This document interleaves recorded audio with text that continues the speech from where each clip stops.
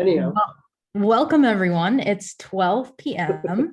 So we'll continue that conversation. Yeah, welcome. I'm Amber Rowden. I'm the community storyteller at Rainforest Alberta. We have Bridget Legault, who's the community manager at Rainforest Alberta, and we have our wonderful steering committee and our friends in Edmonton. We have Lan, who's in Edmonton. So for those of you who are new at Lunch Without Lunch, please feel free to introduce yourself in the chat, throw an emoji on the screen. And for those of you who have been here for a while, also introduce yourself in the chat. We want to make those connections, get to know everyone. So I'm going to start with the land acknowledgement.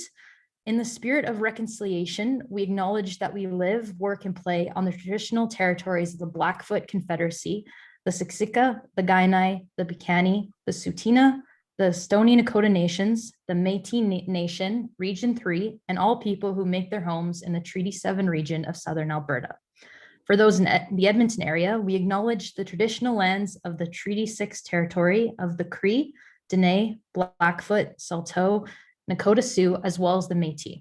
So these sacred gathering places provide us with an opportunity to engage in and demonstrate leadership on reconciliation. We want to thank you for your enthusiasm and commitment to joining Rainforest Alberta in doing so. And if there's a different land acknowledgement that you have, or if you're from somewhere else that's not in Edmonton or Calgary, please feel free to drop that in the chat or share it with us. We would love to hear yours. So without further ado, I will pass it on to Lan, who will be sharing more about the rainforest. Welcome, everyone. Lovely to see some familiar faces and absolutely some new faces. So please introduce yourselves. And as Amber said, we are here to connect with each other. So welcome to the Rainforest Lunch Without Lunch. We are a community of innovators, doers, dreamers, connectors, and builders. Next one, please. And here's a very good video to introduce us.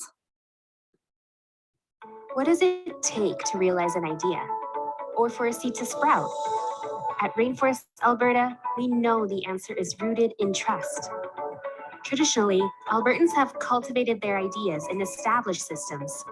Inputs that don't fit these systems are weeded out. Opportunities for growth are missed. But now, Albertans want a dynamic landscape that can evolve organically, like a rainforest. At Rainforest Alberta, we believe a culture of trust is the fertile soil where ideas grow. Our budding innovation ecosystem is a network of relationships pulling each other up as they push forward in their own field. Trust breaks down barriers. An open, inclusive network increases collaborative innovation. Successful breakthroughs inspire new ideas. A cycle begins. Rainforest Alberta is a movement to amplify trust by cultivating honesty, inclusion, and accountability. How? Our social contract holds us accountable to demonstrate trust across the province. We meet to have honest conversations around collaboration. This leads to more inclusive spaces for everyone to fearlessly build new ideas together. By raising the standard of trust, Alberta's ideas, talent, and resources can be evergreen. Visit rainforestab.ca to sign the social contract and start growing together. Thank you, Amber. I just love this little clip. I've seen it dozens of times, but each time it just always inspires me. So as for the rainforest, we have 6 pillars. And they are here all weighted differently, and you are part of, I think, in part of the others, but mainly of the culture. So we are here together to really build that culture of trust. Next. So here's a few tips on how to make the most out of these sessions. Introduce yourself in the chat, which I can see many of you have already done so keep it going. Connect with each individual through direct messaging. If there's somebody you'd like to speak with directly, put your cameras on so that we can all see your smiles. And feel free to ask questions. That this is what this is all about, is making connections. So ask questions, and somebody somewhere will be able to answer you. Once you've signed the social contract, you will have access to the Rainforest Slack workspace. So there you can continue the connection. And then every week you can go to the #lunch notes, where you will be able to see all the notes from today's chat. And as you also know, we are recording these sessions and they will be posted on YouTube. Next, Amber. Thank you. So here is one of the values of social contract is free help. I understand that I will receive valuable help from others for free. And that's awesome, because then others who received it for free, they will then provide help for free as well. So it just keeps it going, and we keep building our connection that way. Next. I think that is it. Thank you so much, Jen. Thank you, Amber. So before we get started, I just want to take a moment to let you know that those 6 pillars, we're measuring the state of the Calgary ecosystem right now, and we really need your help to take the scorecard assessment. So I will throw that in the chat. Please take it. It's super important. Yeah, so I'll throw that in the chat. I also want to just let you know, for those that are new, how the hour runs. So we have our guest speaker, who I see is here, Braeden. He's going to give us a presentation. And then after that, you'll have the opportunity to ask questions. So please feel free to drop them in the chat, or once Braeden's done, feel free to unmute and ask your questions. And then after that, we go into a little bit of where the magic happens. So we go into breakout rooms and network and meet people and connect and collide. And then after that, we'll come back for some community announcements. So before we get started, I'm going to introduce our wonderful guest for today. Braeden is the co-founder and CEO of Fume. Fume is on a mission to help 1 million in quitting smoking by 2025. The Fume product is a vaporless and electronic-free natural inhaler that combines the benefits of plants, behavioral science, and beautiful design to help people quit smoking. Since launching in 2018, Fume has served over 30,000 customers in 80 countries via its e-commerce store and has grown its Calgary-based team to 13. As a student of psychology, Braeden loves exploring questions surrounding human motivation, and in his free time enjoys mountain biking and hiking. So welcome, Braeden. We're very excited to have you, and I will pass it over to you. Right on. Thanks so much, Amber. Really glad to be here. It's great to be learning more about the rainforest system and to be able to network and meet everybody here. So yeah, I'm going to share a little bit of my own personal story, a little bit of Fume's story, and hopefully be able to connect you more with what we're doing, but also connect more into Alberta's ecosystem here. So I guess for me, it's like I think it's like my personal philosophy is that to be able to do your best work, you have to be connected with your own reason for existing, your own personal why. And if you figure out what that is and then start diving into that, that's where you're going to find the most passion, the most joy, the most fulfillment, is when you're able to find that for yourself and dive into it. And for me, that comes out of my story. Is I guess growing up, I was the oldest of 5 children, and my youngest sister had a seizure disorder. And I remember growing up, it was very difficult, where she would have these random seizures and they were kind of unpredictable. And I would see her suffering and having a really hard time with that. And she had a learning disability, and that was difficult for her in school. And it was just difficult for my whole family. If you are someone who has someone with a disability in your family, you might be able to understand that a little bit. It's hard to understand that feeling of seeing someone suffer that you love and not being able to do anything about it. And that for me was something that was very difficult for me growing up. And actually, sadly, my sister ended up passing away just a couple of years ago from that seizure disorder. And that difficulty of watching someone suffer but not being able to do anything about it, when confronted with that reality, you can either sort of just say, yeah, the world sucks, I'm not able to do anything about it, and I guess I'm a victim and I'm just going to have to move on and just sort of, deal with the suffering of life. Or you can take a different perspective, which I would recommend, and it's the perspective that I would take, that there is circumstances where we can't help. There is circumstances where it's beyond our grasp to understand what's going on and to be able to make a difference. sometimes that is the case, but it's not always the case. That there is actually a lot of circumstances out there where we are able to make a difference, where we are able to have impact, and where we are able to do good. And that meaning is actually to be found in taking a hold of those opportunities and going for that and doing those things that, you know, we can have power in. And because the truth is that, yeah, not everything is in life is in that category of like just throwing up your hands and being like, well, it's out of my control. There's actually a lot that we can control, and there's a lot of good that we can do in the world. So for me, that's my personal why behind my life. It's like I exist to be able to empower people, to be able to achieve greatness, and that's what drives me, because there is things that we can do to make good in the world. So I guess for me, that the way that I best saw that I could be able to engage in my why, in my personal mission, was to be able to do that through business. I think business is a powerful tool that can be used for good in the world, and to be able to make the world a better place. You know, obviously there's governments, there's there's, you know, nonprofits, there's a lot of different sectors out there. There's a lot of different organizations, you know, but I think that business has one of the biggest potential to have that positive impact in the world.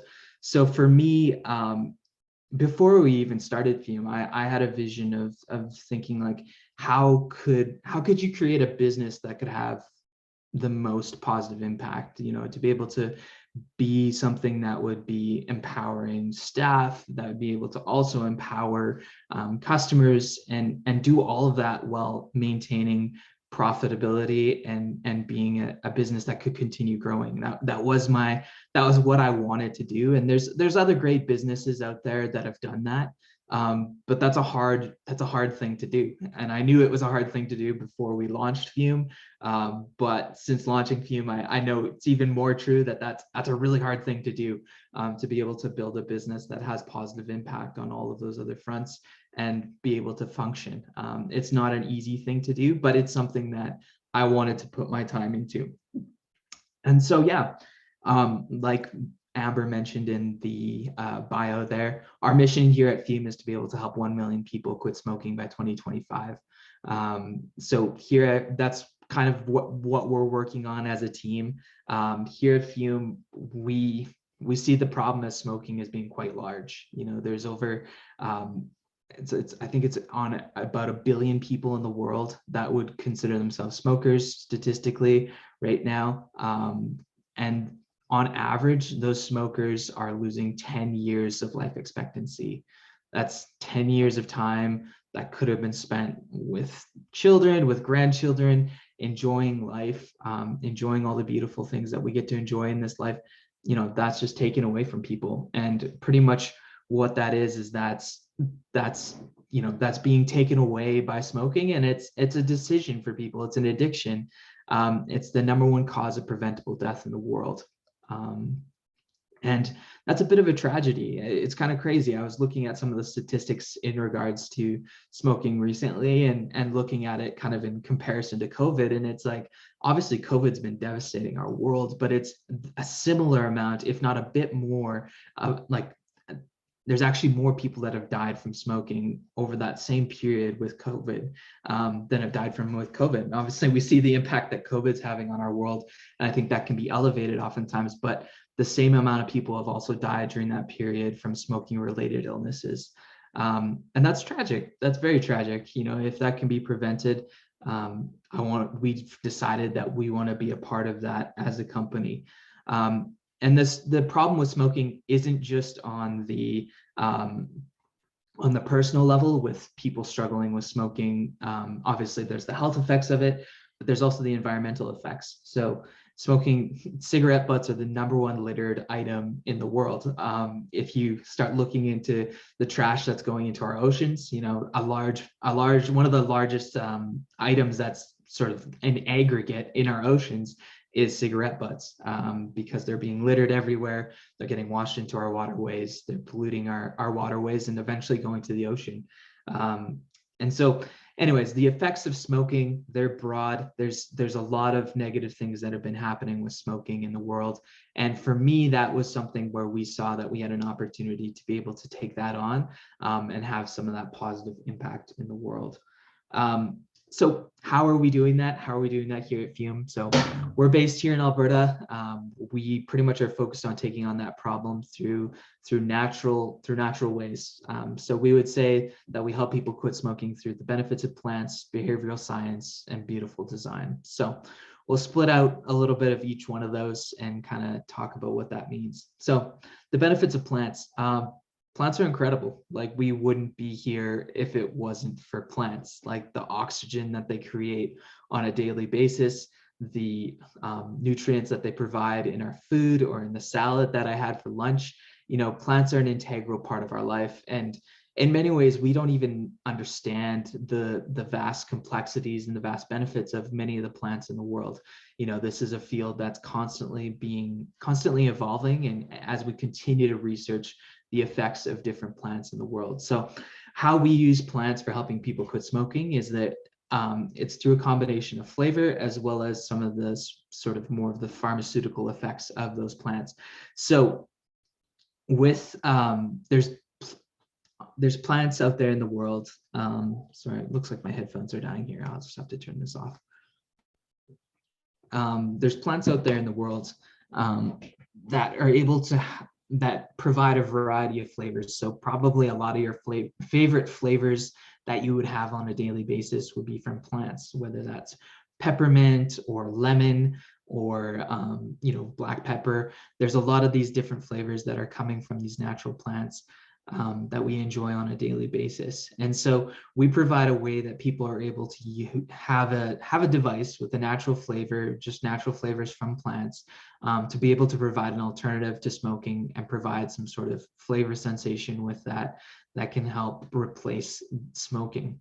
The second aspect there is the pharmaceutical benefits. So black pepper specifically has been researched that inhaling black pepper extracts, sort of the scent and the flavor of black pepper, can actually mimic some of the similar effects of nicotine in your respiratory tract. So pretty much some of the same nerve endings that are being stimulated by nicotine are actually also being stimulated by that black pepper. And that effect has been shown to help reduce cravings for people with, help reduce nicotine cravings for people who are quitting smoking. So we integrate that as well into our device and into our design. So the second element there would be behavioral science. So, you know, I come from a psychology background. I love psychology and figuring out how we can use psychology as something to be able to pretty much make our lives better. So we use behavioral science to be able to help people quit smoking by having a replacement for the fixation of smoking and to be able to replace that habit. Habits are powerful things, you know, in the same way that a habit can build you into a successful person, a habit can also really tear your life apart, a negative habit. You know, if you probably have understood this for yourself, but good routines and good habits, you know, those are the building blocks of a successful life. It's like doing those little things every day repeatedly are what are going to progress you towards your goal. And in the same way, if you start doing negative things every day and doing those repeatedly, those can progress into a negative, vicious cycle that really compounds. And so with that, you know, with quitting smoking, there's several elements that people have to deal with. They have to deal with the physiological dependence on nicotine, and then there's sort of the psychological habit that they have to deal with. So that psychological habit is actually a huge component of people successfully quitting. And in talking with smokers, one of the biggest things that they bring up is that they find it really hard to replace that habit. If you've associated having a cigarette at certain places at certain times of the day, you know, it's very difficult to just now do nothing, right? You know, right now, this is called lunch without lunch, right? Like we specifically typically have lunch at noon. You know, we schedule time off for it. We have specific sort of rhythms, and this is when we eat, right? If we just suddenly stopped doing lunch, it would leave this weird gap where you're like, well, now what am I going to do with this time? I'm used to doing this now. And if you've ever tried fasting or changing your food schedule, you've probably found this to be true. You'll have intense cravings and you'll just want to actually, some of it is that you actually want food, and some of it is that you've actually, you're just used to a certain rhythm and you just want to do things the same. So yeah, with that, to be able to replace that habit for people, having something in your hands, being able to have something in your mouth is super important. So with Fume, we do that by having a device that you can use and put into your hands, put in your mouth. You're able to get that flavor. So you don't actually have to get rid of that habit. You're getting rid of the habit of nicotine, the habit of smoking, but that physical habit of having something in your hands, being able to use it, being able to touch it, feel it, all of those things, you don't have to worry about getting rid of that part, and that can just be solved for you. Then you can mostly just focus your efforts on that nicotine dependence. And the last element there that we have, that we're working towards helping people quit with, is the behavioral, or sorry, is the beautiful design. So, you know, if you have something in your life that's beautiful, that you enjoy using it, you know, you're going to use that much more often. I think Apple has really nailed this with their products. They make products that are beautiful and they're nice to use, right? Like, what's the difference between why do some people choose to, you know, buy Apple products versus a different product? It's because they're just nicer and they just work better and they look good, right? And sometimes those are hard things to kind of put logical, you know, sort of categories around, but it's, you know, those are the reasons that people are using those. And so for us, we've decided that, you know, that's an important aspect, and we want to make products that are actually accessible and that people would like to use. So I guess I've been talking a lot about our product. I could show you what our product actually is. So pretty much this, oh, I just see Amber posted also a link there for our website, so you can check it out there. But this is a Fume here. So pretty much it comes in this little case here. And this is the Fume. So pretty much this is made out of 100% Canadian maple. So you take this Fume and then you have your cores. So for example, these are Invigorate cores. So these, I believe this plant is formulated with some peppermint and black pepper and a few other plants, and it's infused into these cores. So pretty much you have these cores here, and you just take those and you slide it into here, into your Fume. And then pretty much you just breathe through your Fume and exhale through your nose. There's no vapor, nothing like that. You just get a nice little bit of flavor in your mouth from those natural plants. And it's as simple as that. So yeah, that's our product and what we use it for, and combining there the benefits of plants, behavioral science, and beautiful design to help people quit smoking. Yeah, I can dive into a little bit of our story here too. So, you know, we've launched Fume in 2018, and it's been a crazy journey since then. If you've been in the startup world, you know that there's an endless amount of pivots and just continue to refine who you are, what you're doing, what's the niche you're going to be hitting. And we've gone through a lot of those seasons for ourselves with Fume. And it's been a very challenging journey, but it's been a very rewarding journey. And at this point, to be able to look back and realize that we've served over 40,000 different customers in 80 countries around the world and helped thousands of people with quitting smoking, it's really special for me. Something, I don't have very many slides prepared here, but I don't know if I'm able to share Amber on screen sharing, but I just thought I'd share some of these images here. Should be able to share. Let me know if you can't. Okay, I'll just try it here. Yeah. So this was actually something we just recently implemented, was our habit tracker. So pretty much the first 30 days for people quitting smoking are the hardest. So with our product, we started including this 30-day habit tracker where people were able to pretty much fill in each day they successfully went without smoking. And then they're able to send these back to us, and when they finished off their 30 days, and then we would send them a gift, you know, when they're finishing up. And so it's just super exciting for us as a company. We get to get this feedback loop from our customers and get some of these awesome smiling faces of people who've quit. And it's just like, so for us as a company, you know, these are the things that we're sharing in our weekly check-ins and looking over this and seeing this and counting the number of people that we get to hear back from who've successfully quit with Fume. And it's crazy. These are people from all around the world. Right now, we're majority focused on the US. We're about 80% of our customers in the US and about 10% here in Canada and then 10% in other countries around the world. But yeah, it's been a very impactful journey and we're just getting started. And I'm super proud that we're able to do this from here in Alberta. Yeah, so I guess for me, it's like drawing back to my story there. Like I said, it's like for me, it's like I want to be a part of empowering people in the world to be able to pretty much live their best and to live better lives.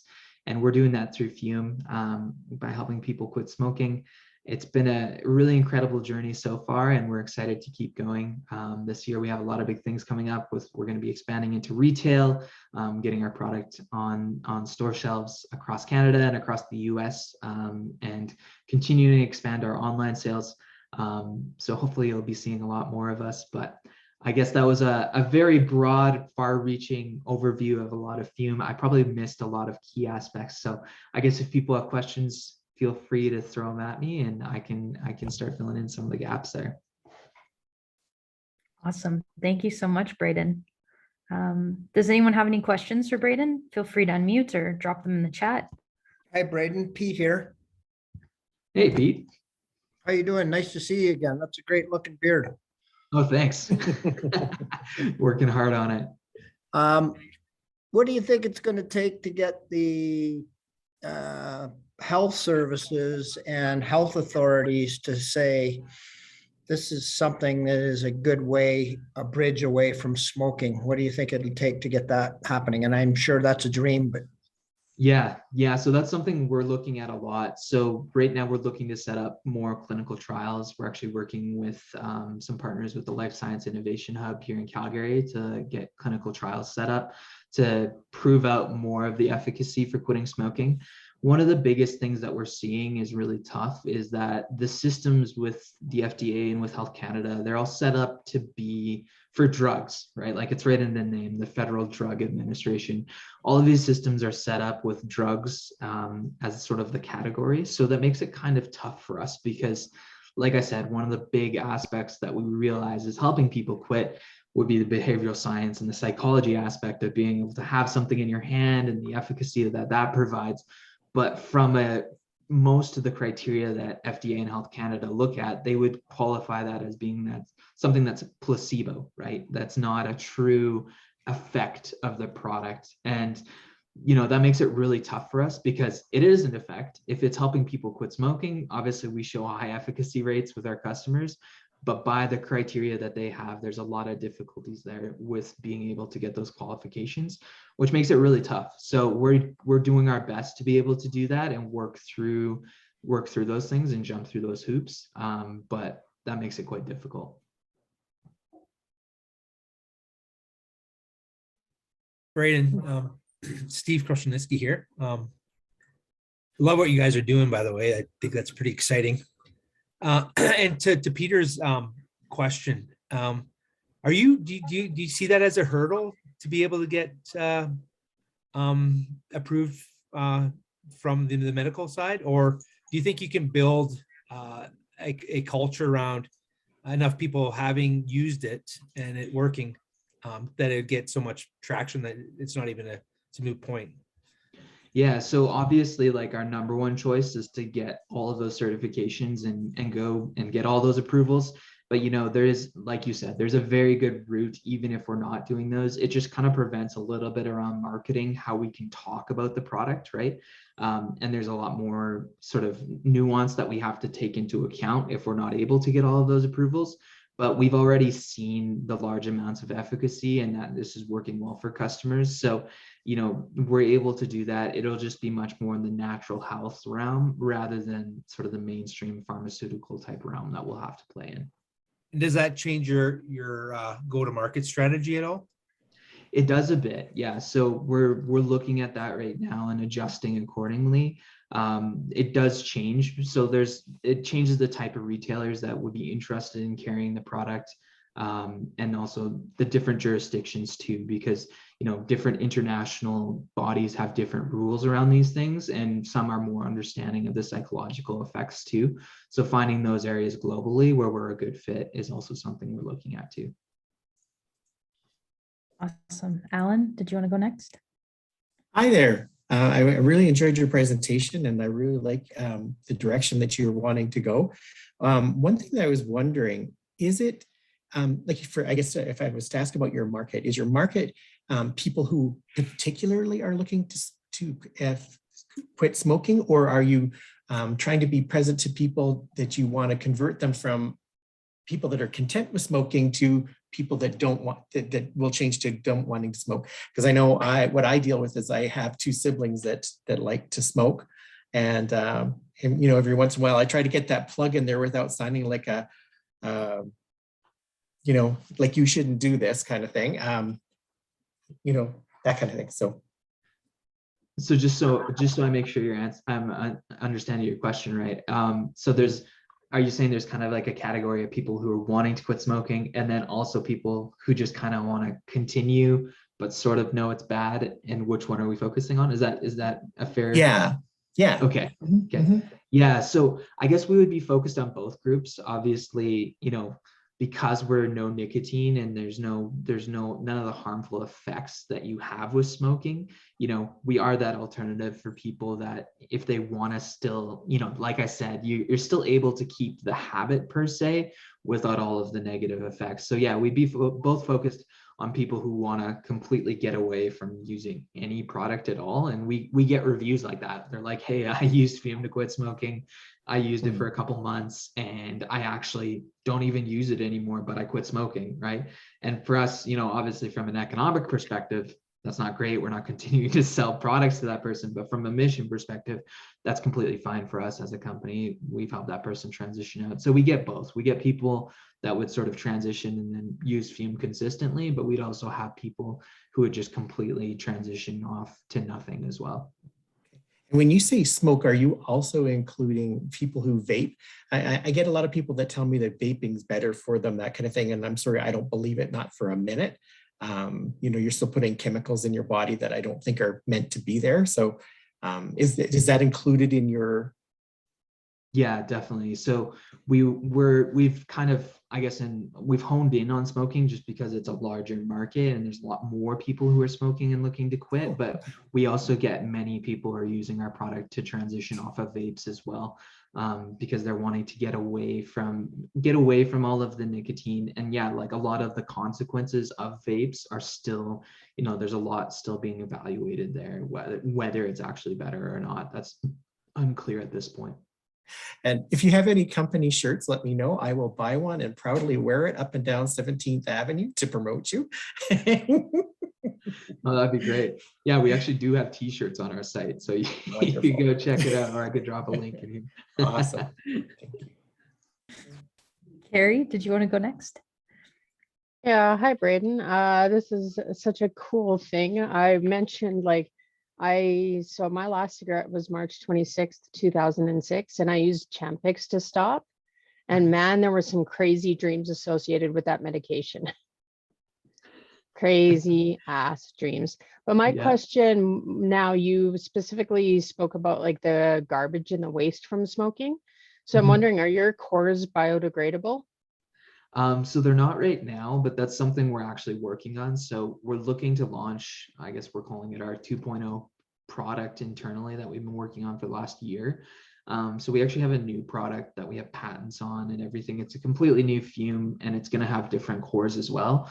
So that's one of the criteria we're looking at with that new product, is looking to have the biodegradable cores.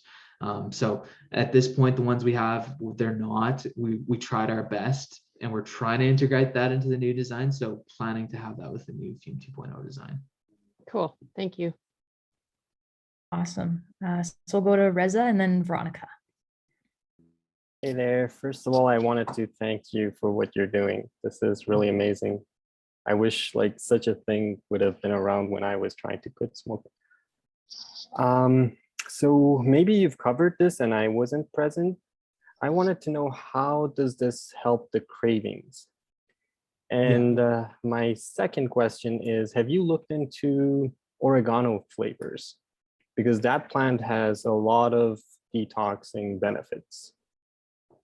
Yeah. So yeah, how does this help with the cravings? So black pepper is the one that has the most research behind it to show that it pretty much it mimics the effects of nicotine in your respiratory tract. So a lot of those same nerve endings that when you're smoking, they're being stimulated, black pepper has been found to stimulate similar ones. So there's been clinical studies that have shown that, and that it can help reduce the nicotine cravings, specifically black pepper. So there's that research that we're building upon, but then there's also anecdotally, like it depends too. For example, we found from customers, people really like the, for example, peppermint, just because of the sensation it kind of has in your mouth and the flavor. They really enjoy that and find that to be very effective. You know, there's not as much of the clinical research behind that one showing the efficacy, but it's kind of that combination of a sensation and flavor, and then specifically black pepper with the mimicking the effects of smoking. And then or oregano. Yeah, we haven't looked into oregano, or maybe my team has. I'd have to talk to them about that. But yeah, that'd be interesting to look into that, because there's a lot of really interesting plants out there for helping people. Thank you.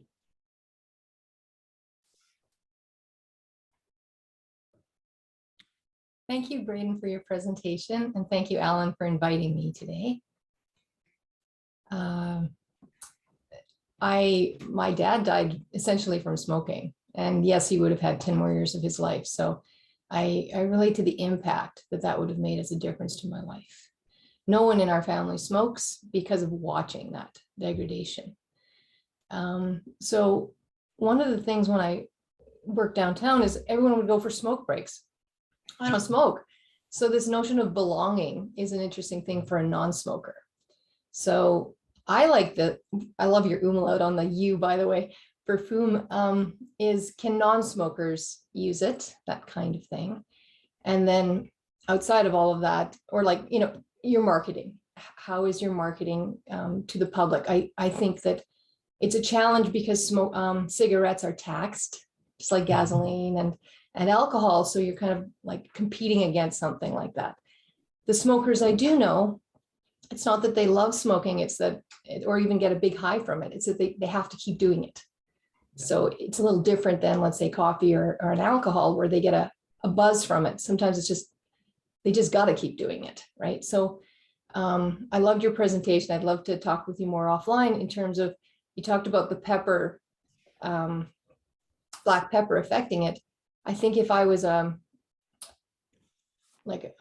would like to know more about, I love the testimonials in your little chart, right? And people saying it works, it works, it works. Because you might be able to get away from, why does it work?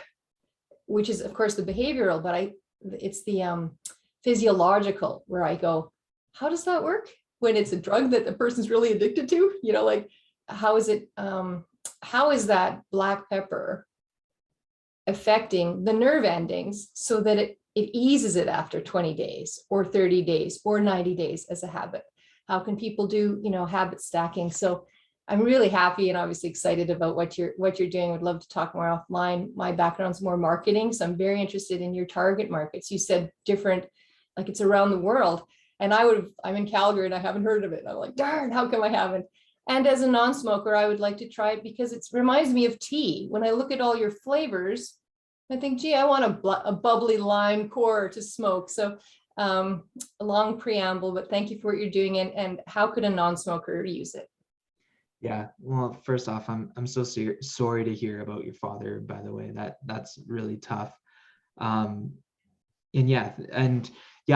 I guess there's a couple questions there. So target market. Right now we're trying to figure out the best way to be able to explain our product to markets, because when you only have a very short online ad or a small podcast read or something like that, I don't get I don't get the 20, 30 minutes that I got to talk through a large story with a lot of context like I did here today, right?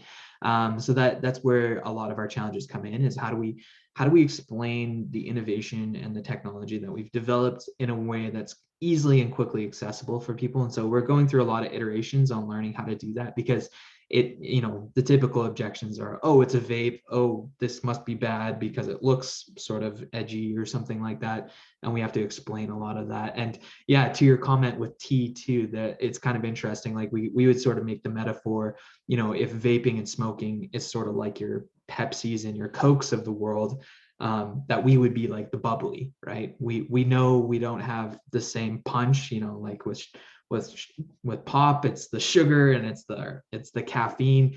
We know we don't have that, but we're still good, and we're sort of the tea or the bubbly of that category, is sort of how we would see our positioning. And yeah, I guess then your last question was about just for non-smokers. And yeah, because there's no nicotine, because it's not addictive, there's nothing preventing someone who's a non-smoker who wants to use it occasionally, from using it and enjoying it.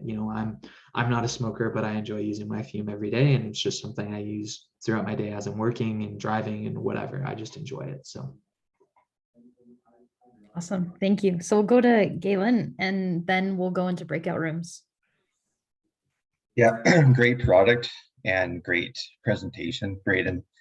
I was just wondering, you said that you started in 2018, and for fundraising for your product, were you self-funded, or were you able to kind of explain the concept to angel investors and they just liked it, and then you developed the product from there? How did you do that? Yeah, so we we essentially bootstrapped this whole way. And so we actually raised our first outside capital this last fall through a small friends and family round. But other than that, we've bootstrapped up until this point. So right now in our expansion, we're kind of realizing, we're first to market with this product. We want to expand a lot quicker. So we're looking at options as far as, whether we're going to go more of the debt funding route, or whether going more heavy on actually getting some outside investors and working that way. So we're kind of looking at the pros and cons of those two situations, but we're in a good spot where we haven't, because we bootstrap up until this point, it's not like we're cash flow positive and we're not desperate for funding or we're going to die or something like that. We're in a position where it's like, how can we best expand and best grow, right? So that would be where we're at. Okay.